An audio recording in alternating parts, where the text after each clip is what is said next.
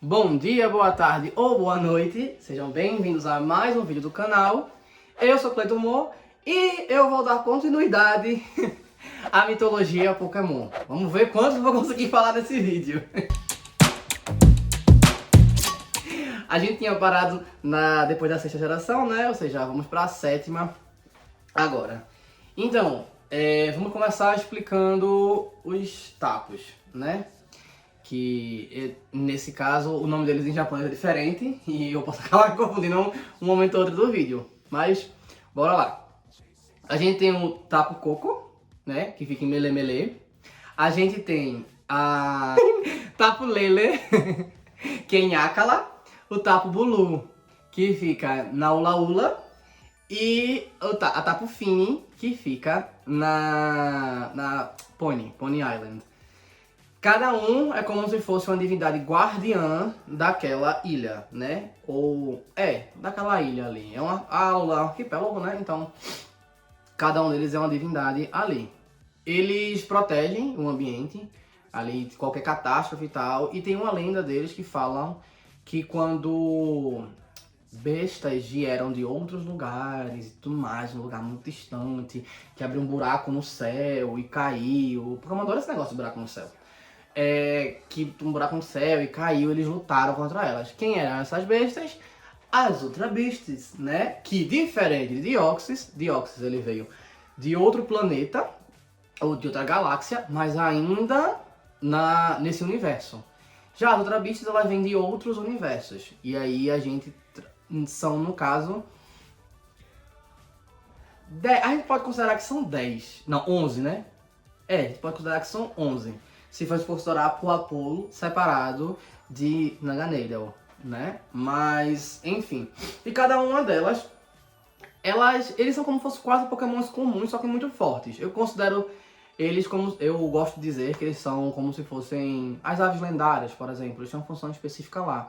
Só que alguns deles são bem estranhos. Por exemplo, a Nihilego. Nihilego é um pokémon que é super forte, né? 570 de base status, como a maioria das Ultra Beasts. Tem 570 de base status. Nihilego, ela é uma água viva, né? Que vai ali e ele possui pessoas. Ela injeta toxinas ali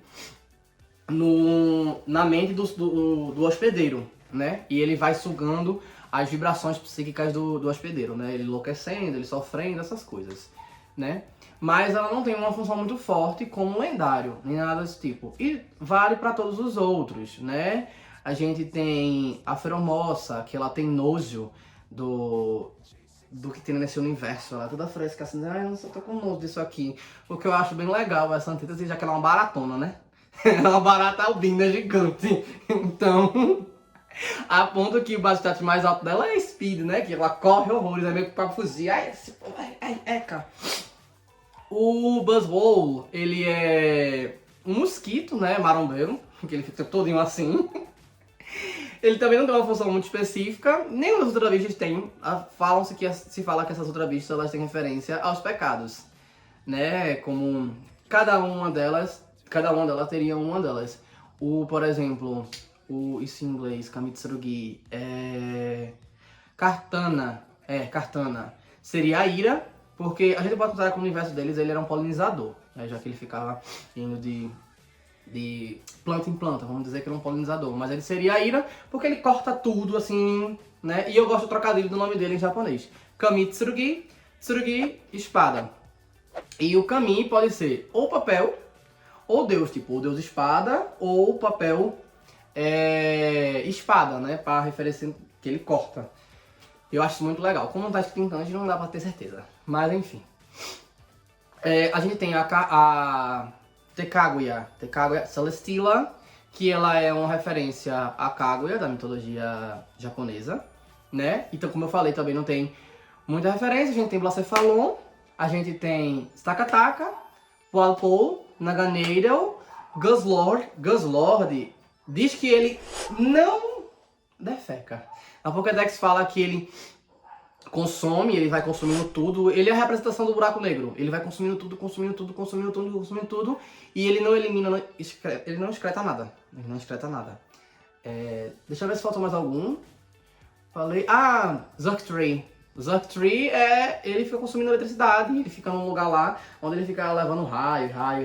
Também não tem uma função muito clara do que ele seria, né? Porque aí nesse caso ele poderia ser um para-raios, para evitar catástrofe em alguns lugares, e ele se alimenta dessa eletricidade. Então, assim, não tem uma definição muito correta. Já a gente pode falar de Solgaleo, Lunala e Necrozma. Né? Necrozma, vamos partir do princípio do Ultra Necrozma. O Ultra Necrozma seria aquela divindade suprema, aquele negócio que seria o deus que deu a luz, que a gente pode colocar ele ali do lado como irmão de Arceus. No final eu explico por que eu estou dizendo isso. E ele é dito na lenda que ele traz, ele sai de um buraco no céu e ele dá a luz a Lola, diretamente em Alola ele ilumina o universo. Sendo que, como é dali, ali fica alguns traços de... Isso em português, meu Deus. Assinatura de luz forte, que aí é usado como Zimuth, né? E aí, o Ultra Necrozma, ele perde essa luz, né? Ele elimina essa luz e ele cai negro como um meteorito, que é o Necrozma na forma normal que a gente conhece.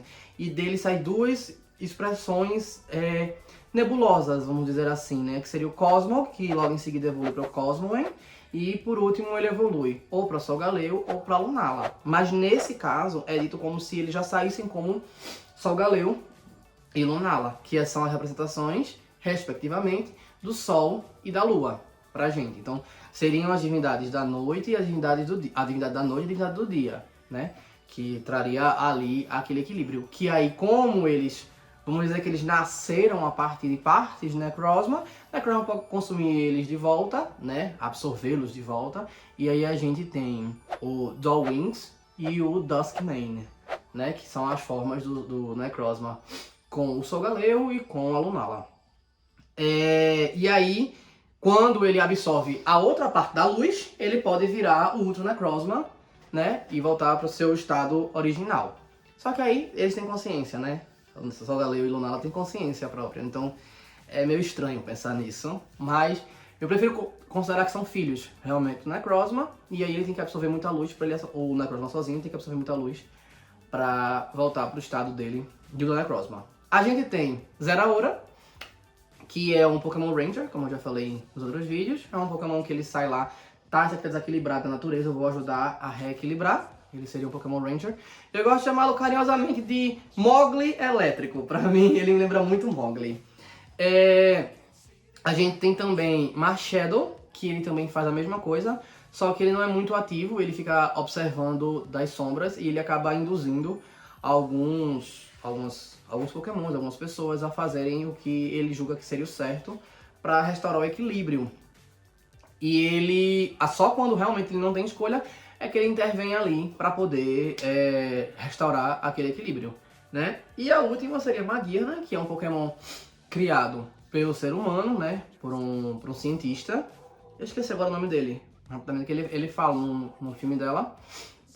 É que ela é criada para proteger um reino, né? Mas aí, quando esse cara morre, o reino muda de mãos, acontece um ataque, enfim. E ela fica lá com o Volcanion, ajudando a cuidar dos Pokémons que foram caçados. Então, ela vira meio que um Pokémon Ranger ali também, né? Quando a gente vai pra oitava, essa daí tá fácil. A gente tem Zacian, Zamazenta. Primeiro vamos pro evento. A Noite Negra, né? Que eles chamam lá, que é a noite... o dia negro, o dia da noite negra, que faz um buraco no céu e sai uma criatura monstruosa, não sei o que lá. Quem era Eternatus? Ele chega lá e... Nossa, e o que é Eternatus? Bem, quando tem filme dele, a gente fica só pela descrição da Pokédex e pela interpretação disso, então, e dos jogos, né? Então é aquela coisa, é como se Eternatus ele fosse a representação da expansão dos universos. Então a gente poderia colocá-lo ali, né, vamos dizer assim, na árvore genealógica, ou como um filho de Arceus, um dos primeiros filhos, ou como irmão de Arceus, formando uma tríade, um Ultra Necrozma, Arceus e Eternatus. Lembrando que se a gente considerar como um irmão, eles três como irmãos, faria sentido para algumas coisas. Por exemplo, mas em outras seria mais fácil acreditar que eles são filhos de Arceus. Por quê? Porque Mew tem o DNA de todos os Pokémons, incluindo os Ultra Beasts. Tem um episódio no anime, no Jornadas, que mostrou que Mew tem o DNA de Ultra Beast também. Então, não dá pra eles ficarem à parte, não. Eles fazem parte da árvore genealógica em algum momento, em algum lugar ali. Mas tá, e aí isso ameaçou Galar. E aí Zacian e Zamazenta se propuseram a batalhar contra isso. Eles não estavam conseguindo, estavam levando uma surra. E eles são abençoados com a espada e o escudo que eles usam para atacar Eternatus. E com os golpes dele, Behemoth Blade e Behemoth Shield, que são super efetivos em quem tá Dynamax, ou Gigantamax, no caso do Eternatus, Eternamax, porque é dele que sai a energia da Dynamax, e batalhar. Quem dá esse coisinha? A gente poderia dizer que seria Arceus, porque eles chegam no base status de Arceus, os dois, né? E Arceus faz muito isso de não intervir quando acha que tem gente capaz de resolver, ele só dá alguma coisa. Isso mostra meio que no 12º filme a respeito disso. Ou a gente pode dizer que foi Calyrex que deu ali pra eles, porque o Calyrex na DLC, ele tem poder suficiente pra ele mesmo Dynamaxar sozinho. E eu acho que faria sentido Calyrex ser o cavaleiro, né? E os Zacian e os Zamazenta seriam a escolta deles, né? Dele. O que faria uma boa situação pros celtas, né? Ali a Grã-Bretanha, enfim, faria uma boa situação realmente por essa lógica, tipo o Calyrex dando aquele poder pra eles. Até porque Calyrex é dito que foi salvo lá na parte da DLC, que ele tava mal e tudo mais. E aí poderia ter sido consequências da batalha contra Eternatus. Pra resumir, depois da batalha, Zacian e Zamazenta são retirados, eles quase que morrem, ou vamos dizer que eles simplesmente vão pra um estado de dormência muito profundo, quase que um coma, para eles poderem se recuperar do poder. Eternatus, ele também meio que fica numa dessas, escondido em algum lugar, né? E Calyrex fica lá, ferrado, lá na Freezental, lá perto.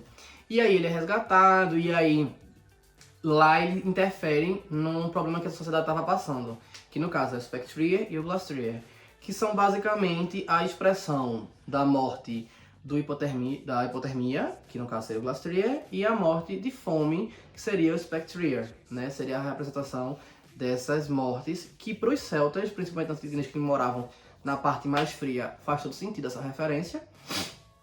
E aí os seres humanos ajudam ele a domar essas feras, porque aí vai ser em troca, né? Ele recuperou o poder com os seres humanos e ele vai tentar resolver esse problema nos seres humanos, e aí eles têm a forma do Calyrex com o Spectrier e o Calyrex com o Glastrier. E aí o Zarude, que é mítico também é um Pokémon Ranger, que fala que anda em bando, né? Mas que eles são muito baderneiros e tal, não sei o que, não aceitam qualquer Pokémon ali perto, ou coisa do tipo, mas eles também não destroem a floresta e meio que zelam por ela, né? Então eles não saem pra cultivar o equilíbrio, vamos dizer assim. Mas eles, onde eles ficam, eles procuram manter ali, pelo menos de alguma forma, mesmo sendo baderneiros. Do seu jeito, eles não destroem o ambiente, né? Eles são ruins com os próprios Pokémon, vamos dizer assim. Faltou quem? Os Fu e Kubifu, eles foram domesticados, né, assim, e migraram de outro lugar. Eu não sei porque eles não botaram que eles veio de Hisui, porque na Pokédex fala que eles vieram de outro lugar e que era uma região montanhosa, então faria todo sentido estar em Hisui. Mas eles não confirmaram isso em momento nenhum. Não sei quando é que eles vão querer botar isso, um remake do remake do remake, não sei. Enfim, o que é que eles vão pensar, ou se eles vão fazer, um deles querem fazer realmente um lugar na China e botar que eles vieram da China. Mas eles poderiam ser Pokémon Rangers também, né? Faltou alguém na oitava agora? Falei Calyrex, os Regis eu já falei, né? Regielec e Regidrago, eu falei em outro vídeo. Bem, eu acho que só. Eu acho que não esqueci de ninguém não. Pera aí. Perfeito. Acabou, é isso. Então é isto. Valeu. Curtam, comentem, compartilhem e se inscrevam no canal.